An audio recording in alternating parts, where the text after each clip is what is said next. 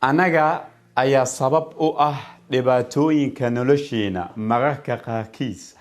anaga ma ahan in aan eedeena dadka kale ee waa in aan eedeena nafsadeena sababtoo ah dad aanan mudnayn ayaa mararka qaarkiis danahooda iyo maslaxadooda aan ka hormarinaa keena danaheena iyo maslaxadeena oo muhiimka ahaa.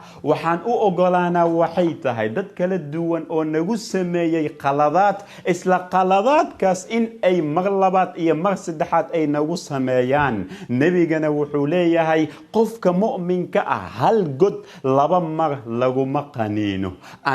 anaga ayaa u sabab ah dhibaatooyinka nolosheena, sababtoo ah meeshii laga rabay in aan dhahna maya ayaan waxaan dhahnaa waxay tahay meeshii laga rabay in aan hadalno ayaan aamusnaa. anaga ayaa u sabab ah dhibaatooyinka nolosheena, sababtoo ah maanan garanin qiimaha nafsadeena. ha eedeenin cid kale, nafsadaada adaa ka mas-uul ah.